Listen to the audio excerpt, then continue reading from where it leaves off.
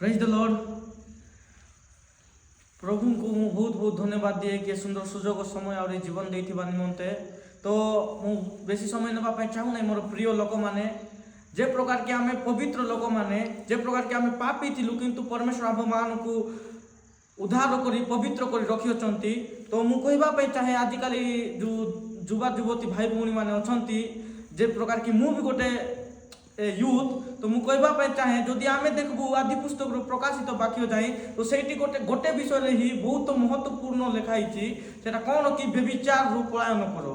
तो आमे जदि जेते बेले पढ़वा प्रथम कोरिन्थियो तार 6:18 सेटा देखबा व्यभिचार रू पलायन करो कि बा व्यभिचार रू बंची थाओ सेठी रू मुक्त सेठी रू दूरे थाओ।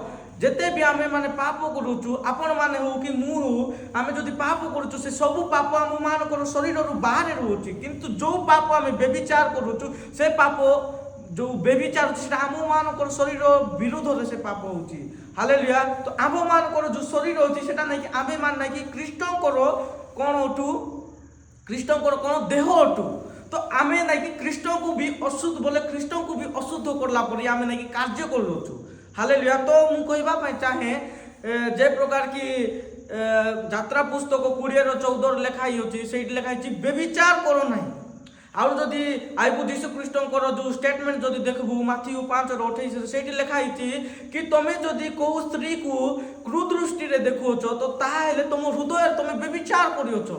आउ जदि आमे देखबा पई आसबु बोले बाक्य को देखबो जदि प्रथम कोरिन्थियो तार 7:1 लिखाई छी कि बाक्य जे प्रकार लिखाई छी कि पुरुष स्त्री को स्पर्श न करू। हालेलुया। तो तीन प्रकार व्यभिचार एठी आसला। आउरी गोटे व्यभिचार जोटा कि आमे जेते बेले ना कि आमे गोटे कोन होले स्त्री को बाहा होचु और आम स्त्री को जदि प्रेम न करी अलगा स्त्री को प्रेम करचु सेटा भी व्यभिचार। से प्रकार आत्मिक व्यभिचार भी रहउची जे प्रकार की आमे परमेश्वर को आराधना वर्शिप न करी आमे मान ना कि जागतिक गीत जागतिक भावना कल्पना पेट सब किछि ना कि जागतिक सब किछि रोकी ना कि आमे जागतिक रो राजा शैतान को आमे वर्शिप करी कि व्यभिचार करूछु। से प्रकार गोटे व्यभिचार होची। चतुर्थ व्यभिचार आउरी गोटे स्वप्न आमे सोई थाउचु और से स्वप्न रे आमे नै कि गर्लफ्रेंड बॉयफ्रेंड रो स्वप्न देखि कि ना पाप करूचु।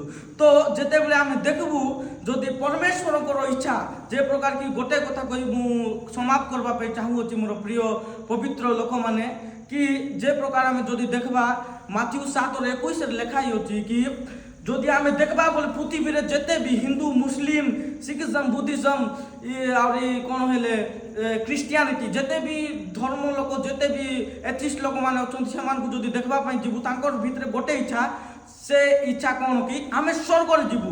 तो मोर प्रिय लोक माने मु कहबा पई चाहूची समस्त को इच्छा स्वर्ग रे जीवा। तो स्वर्ग रे जीवा पई गोटे आगा कार्य करबा पई पड़बो सेटा होची बहुत सरल काम। सेटा कोन व्यभिचार रू पलायन करो पलायन करबाटा कारण जदि आमे देखबा बोले माथ्यू 7:21 लिखाई छी जेउ माने मते हे प्रभु कहउचंती सेमान को मध्य रे समस्त स्वर्ग राज्य रे प्रवेश करि पारबे नै किंतु जेउ माने मोर पिता को इच्छा को साधन करबे मान पालन करबे मानबे से माने ही जिबे।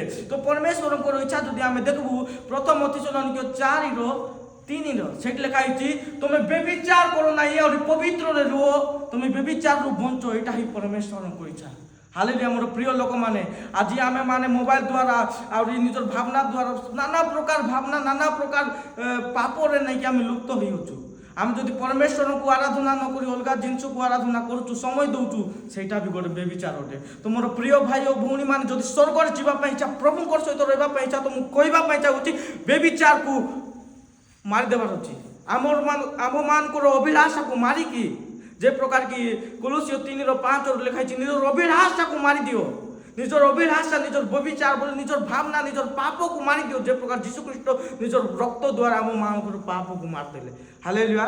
से प्रकार ही आम मान को पाप को मारबार अछि व्यभिचार पलायन करबार अछि शुद्ध और पवित्र होबार अछि। जोसेफ को देखि आमे सिखी किना जे प्रकार जोसेफ धाइला से प्रकार आमे व्यभिचार धाइबार अछि। ए प्रकार करले आमे स्वर्ग जाई पारबो। ए छोटिया वाक्य दी प्रभु आपण मान को मते समस्त को आशीर्वाद करंतु। आमेन।